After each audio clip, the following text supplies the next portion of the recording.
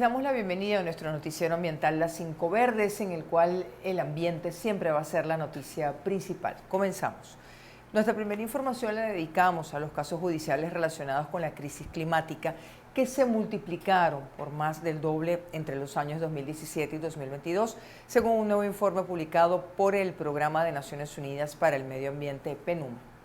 Según el estudio elaborado junto con el Centro Sabin de Derecho del Cambio Climático de la Universidad de Columbia de Estados Unidos, no solo los gobiernos son los más demandados, sino que también van en aumento los litigios climáticos contra empresas privadas. Las políticas climáticas están muy por detrás de lo que es necesario para mantener la temperatura global por debajo del umbral de los 1.5 grados y los fenómenos meteorológicos extremos, como por ejemplo el calor abrasador, ya están asando nuestro planeta. Esto lo alertó Inger Andersen, directora ejecutiva del PNUMA.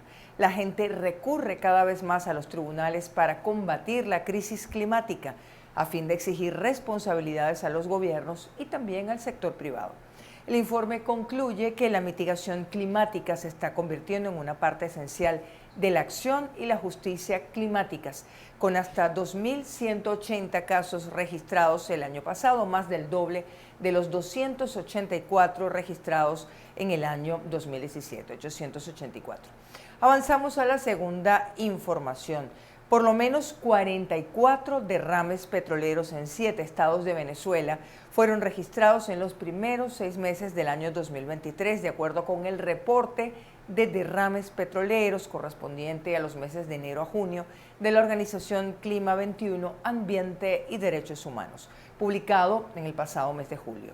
2 estados lideran los números: Zulia con 23 derrames y Falcón con 13 derrames. Le siguen Anzoátegui con 3, Monagas con 2 y Trujillo, Portuguesa y Carabobo con 1 en cada entidad, según indicó el portal Efecto Cocuyo. Vamos a la tercera información. La escasez de lluvias empujó al Canal de Panamá a reducir a 32 el número de embarcaciones que atraviesan a diario esta vía interoceánica, una medida que, además de disminuir los ingresos del canal, clave para las arcas del país, hará que aumente previsiblemente el atasco marítimo. El sistema climático de Panamá se rige por una temporada lluviosa y otra seca, muy parecido al caso venezolano. La primera comienza en mayo, cuando se considera el ciclo normal, y dura aproximadamente hasta el mes de noviembre, y la segunda va de diciembre a abril, con excepción de la vertiente del Caribe, donde llueve prácticamente todo el año. La autoridad del Canal de Panamá explicó que fue necesario tomar las nuevas medidas a pesar de la llegada de la temporada de lluvias al Istmo de Panamá y de las continuas medidas de ahorro de agua. Para el tránsito de más de 14.000 buques al año, el Canal de Panamá se alimenta de los lagos artificiales Gatún y Alajuela, que además suministran el agua a la capital panameña, el área metropolitana y las zonas circundantes, es decir, a cerca de la mitad de la población de ese país, de poco más de 4 millones de habitantes. Pero ambas fuentes resultan insuficientes y se hace necesaria la búsqueda de nuevas fuentes de almacenamiento en un país que es el quinto con mayor número de precipitaciones y el primero de Centroamérica. Lamentablemente, Panamá tampoco escapa de la crisis climática, según un reporte de la agencia de noticias EFE. Vamos con nuestra cuarta información y se la vamos a dedicar a la corriente circular del Atlántico, que podría colapsar hacia mediados de siglo o potencialmente en cualquier momento desde el año 2025 si se mantienen las emisiones de gases de efecto invernadero, lo que tendría gravísimas repercusiones en el clima del Atlántico Norte y también en el clima mundial. Investigadores de la Universidad de Copenhague publican en Nature Communications un estudio sobre las estimaciones del futuro de esta corriente, un gran sistema de corrientes oceánicas que transportan agua caliente desde los trópicos hacia el norte y hasta el Atlántico Norte. Este sistema colapsaría con un 95% de certeza entre los años 2025 y 2095. Lo más probable, de acuerdo con las estimaciones, es que esto ocurra en 34 años, es decir, en el año 2057. lo cual podría generar grandes desafíos, particularmente el calentamiento en los trópicos y el aumento de las tormentas en la región del Atlántico Norte. Las evaluaciones recientes del Panel Internacional sobre Cambio Climático, sin embargo, sugieren que es poco probable un colapso total de este sistema en el siglo XXI. Es decir, hay opiniones enfrentadas acerca de esta nueva investigación.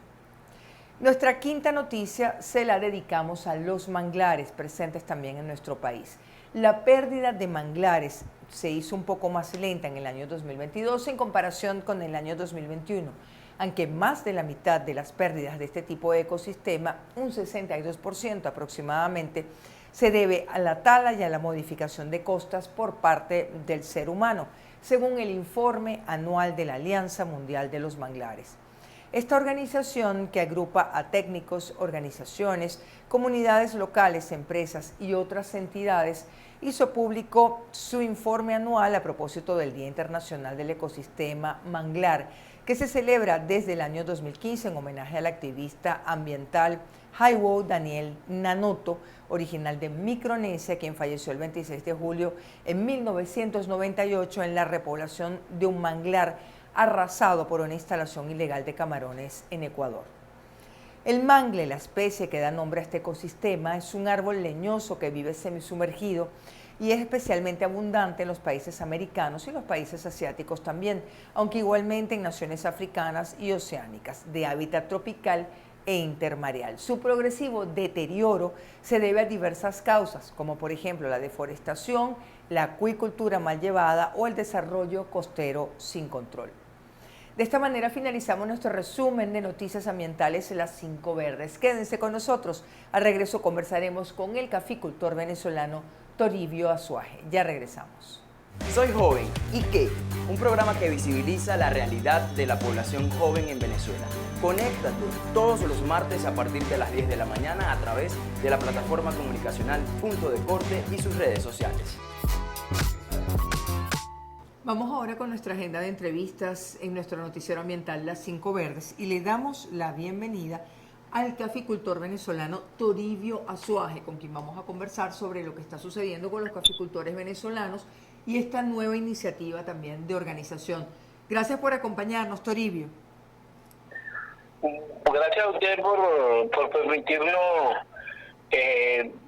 hablar con la gente, con nuestra gente, con el país y sobre todo con los caficultores venezolanos que estamos atravesando por una situación muy difícil. ¿Qué pasa con los caficultores, Toribio? ¿Qué está sucediendo con los productores de café en Venezuela? El problema está en que nuestro producto nos lo están recibiendo, nos lo están comprando por debajo de los precios y costos de producción, es decir, lo que llama la gente normalmente estamos trabajando a pérdida. Un quintal de café nos cuesta a nosotros producirlo entre 220 y 240 dólares. Sí. El saco, si dependiendo de la zona o la región donde estemos, la dificultad para llevar nuestros insumos al terreno, y lo estamos vendiendo actualmente, ya estamos por el orden de los 100 dólares el quintal, tendiendo a bajar. En los últimos días hay una jugada maestra de la ¿cómo se llama? De los compradores de café, de la agroindustria. Ajá, ¿qué sucede allí? Por el gobierno nacional, y cerraron las compras de café, las compras legales, para presionar los precios hacia abajo, para garantizar que los precios bajen en estos momentos en que comienza la cosecha 2023. Estamos comenzando la cosecha de café y no tenemos precio para nuestro rubro. Eso nos indica, en primer lugar, que no existe una política cafetalera por parte del Estado venezolano para dirigir esta profesión. Toribio, ¿cuándo empezó el problema? Es decir, ¿cuándo empezó a bajar el precio del quintal de café hasta este punto? Bueno, fíjate que en noviembre del año pasado, después de la marcha de los campesinos, que llamamos la marcha de los sombreros, que hicimos hacia Caracas, nos logramos reunirnos con el ministro. Eso fue el 22 de noviembre del año pasado.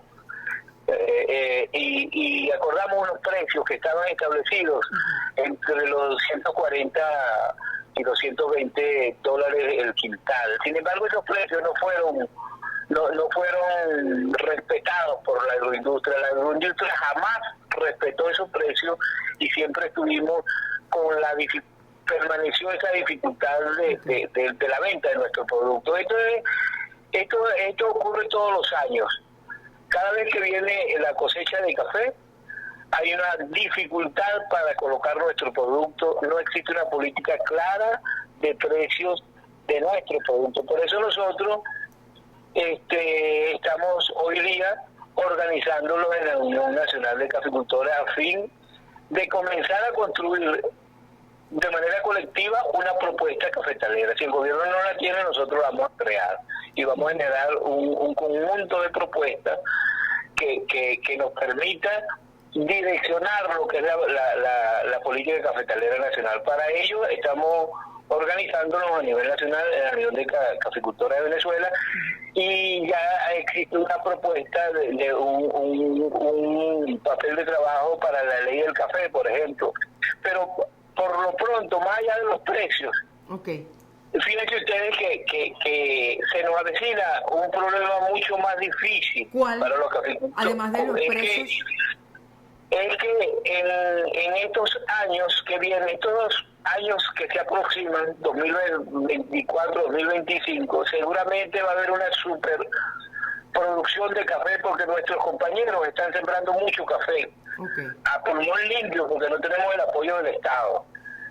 A pulmón limpio, pero ya hay unos 10 millones de plantas de café en el país tempranas que comienzan a producir en el 2025.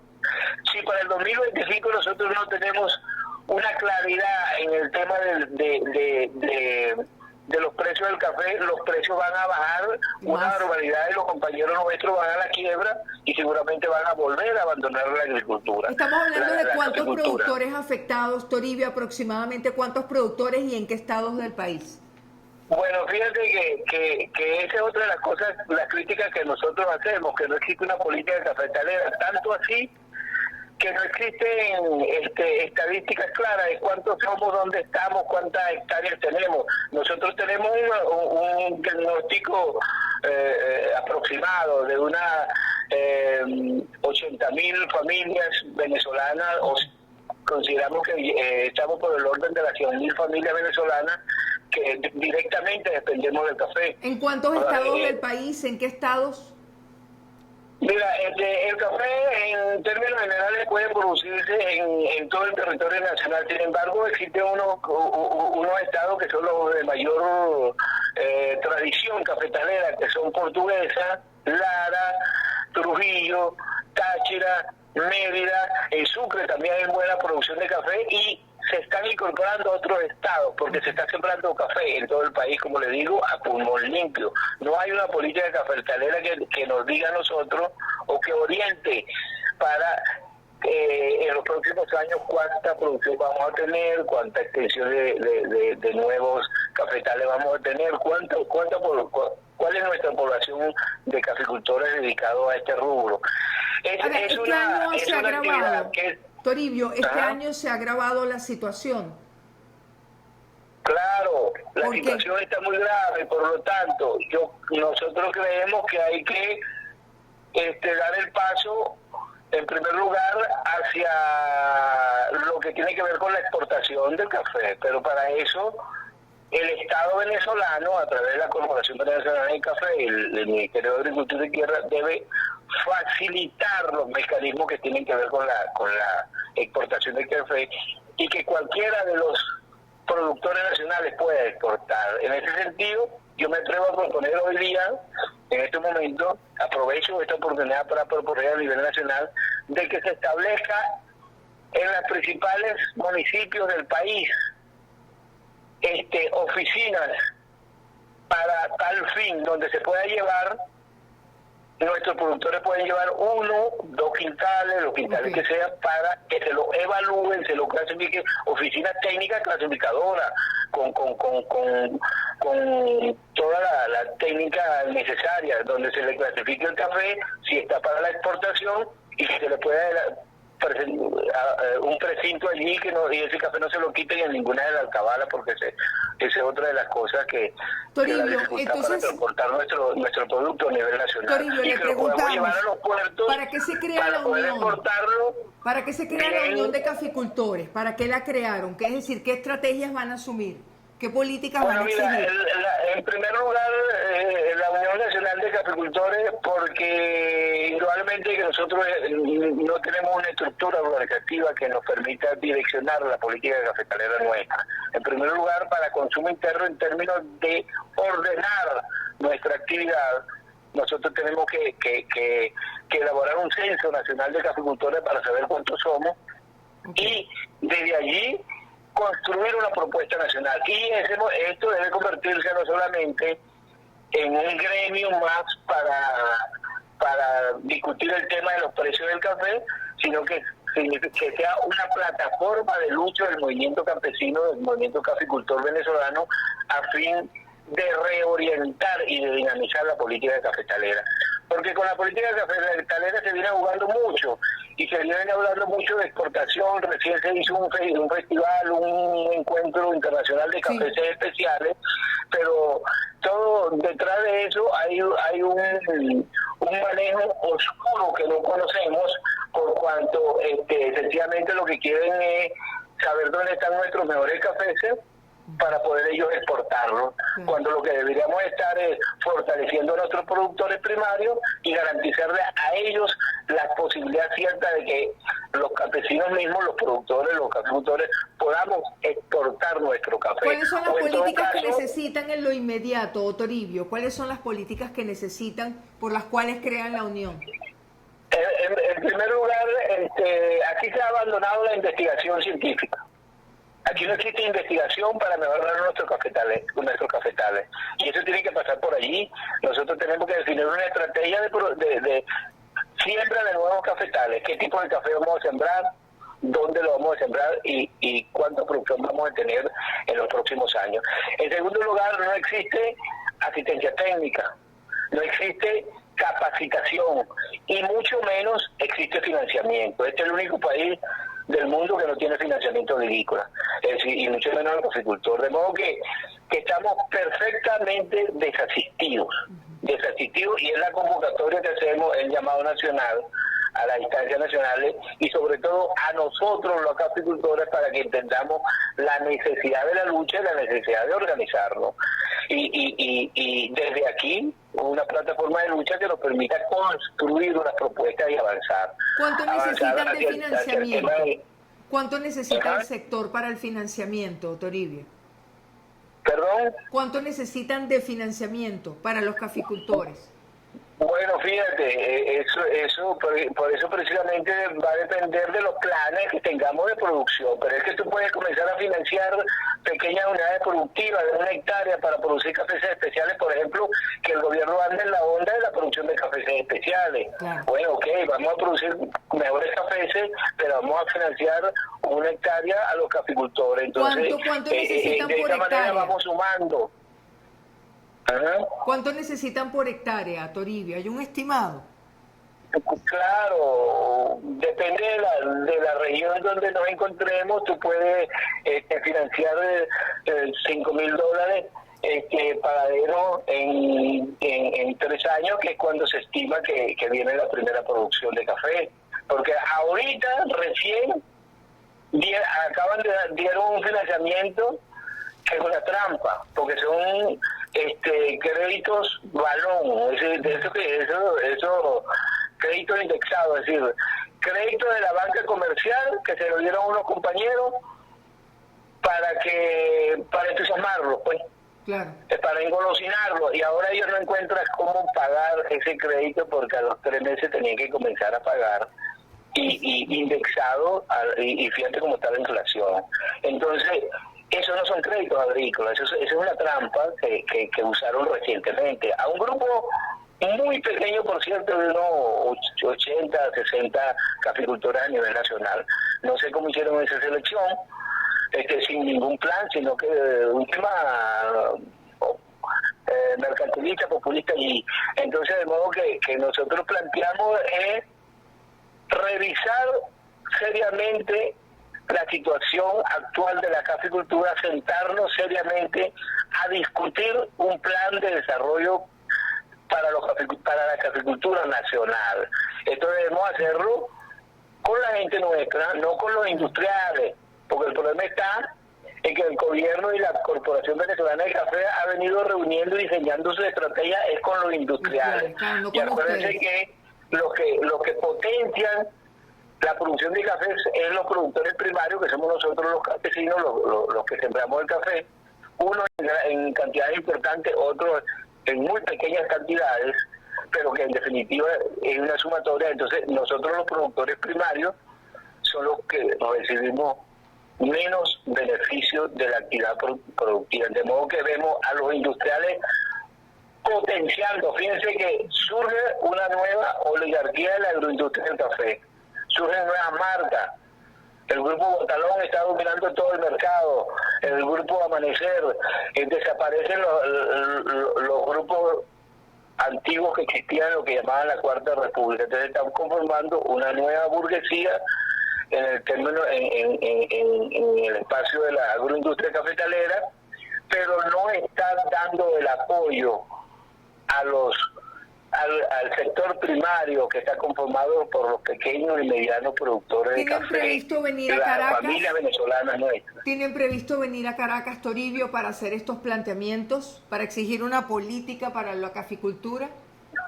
Claro, tenemos previsto un plan. Los primeros en Los Pinos, que recién nos reunimos el sábado, salimos a algunos puntos importantes. En primer lugar, la consolidación de la Unión Nacional de Caficultores. En segundo, como otro elemento, estamos solicitando la derogación de la Gaceta que define los precios del café, para que se resuelva esa situación en lo inmediato. Y en los próximos días estamos preparándonos para organizarnos una marcha nacional de protesta cívica para las instancias del gobierno nacional, a fin de que nos escuchen, porque es que pareciera que no quieren escucharnos y no llega a los niveles donde tiene que llegar nuestra voz. Entonces vamos a tener que hacerlo por la vía de la protesta nacional. Eso, por supuesto, con toda la seriedad del caso, una protesta cívica, pero que lo que precisamente queremos es dialogar y llegar a acuerdos que nos permita la estabilidad de la situación cafetalera, porque sobre el café se manejan muchas cosas. El café representa un gran negocio para la agroindustria, un gran negocio tanto como el petróleo, y no lo han querido aflojar. Eso surgen nuevas oligarquías y nuevas burguesías vinculadas al tema café. Toribio, ¿y puede ser un cultivo agroecológico tal como se lo están planteando? Esa es una de nuestras propuestas, digamos, más importantes. Tenemos que ir avanzando hacia migrar a una agricultura ecológica, a una agricultura regenerativa de nuestro suelo, porque es la única garantía de, en primer lugar, de romper la esclavitud que tenemos de los centros de producción de agroinsumos. Somos esclavos de ellos. Ellos producen los abonos y nos lo venden a precios exorbitantes. Nosotros tenemos que avanzar hacia una agricultura más sana, hacia una caficultura más sana, hacia una agricultura ecológica. Ese es un tema que tiene que ver con la cultura nuestra, con generar mecanismos de capacitación, de formación que nos permita avanzar hacia esa agricultura. Y eso nos va a permitir librarnos del yugo de la agroindustria, de los productores de los agroinsumos, pues, de los insumos agrícolas. Toribio, eso. Si no, le preguntamos para ir cerrando la conversación. Usted nos hablaba de la capacidad de exportación. ¿Cuánto pueden exportar como Unión de Caficultores? ¿Hay un estimado?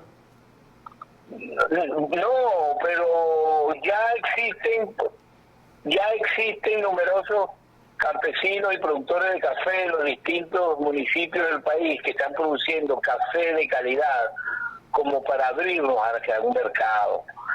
y en la medida en que vamos, el problema está en que nosotros no tenemos la posibilidad de acceder a ello, no nos dan las herramientas ni de información, ni de capacitación, ni nos facilitan el mecanismo para que nosotros podamos acceder a la exportación, porque es que ni siquiera el Estado lo está haciendo, lo están haciendo empresas de la agroindustria vinculados al gobierno nacional, pero no es el Estado. Cuando tú revisas las estadísticas internacionales de la OCDE, no aparece Venezuela como exportador de café, y sin embargo el gobierno señala que se han exportado un importante número de toneladas de café para el exterior. Entonces, ¿quién está exportando ese café? ¿Quién se está beneficiando realmente de ello? Porque si lo estuviera haciendo el Estado, es interesante, porque algo de ese ingreso redunda en beneficio para la gente, en servicios, en carreteras, en hospitales, en escuelas, etcétera, etcétera, en nuestros campos venezolanos. Pero lo están haciendo unos agroindustriales vinculados al gobierno, y eso no es lo correcto. Entonces, ¿qué pedimos?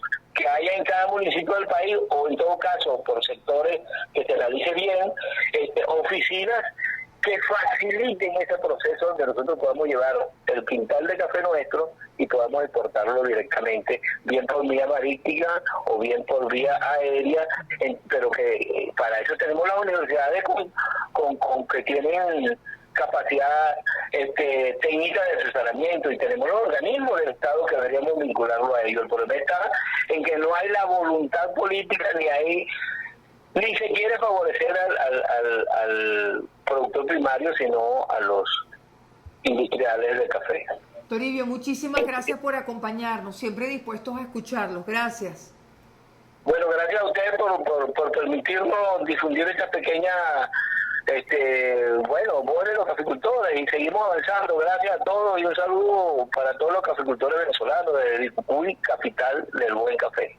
Muchísimas gracias. Escuchábamos al caficultor Toribio Azuaje, uno de los promotores también de esta Unión Nacional de Caficultores, que se ha creado recientemente para la defensa de este conjunto de políticas públicas, la propuesta de una agenda de políticas públicas para el sector. De esta manera finalizamos nuestro noticiero ambiental Las 5 Verdes, como siempre, con el agradecimiento público a todo el equipo de la plataforma comunicacional de Punto de Corte. Les recordamos que esta es una coproducción de la plataforma Punto de Corte y también del equipo periodístico Doble Vía. Gracias a ustedes por acompañarnos hasta aquí. Nos vemos en una próxima oportunidad.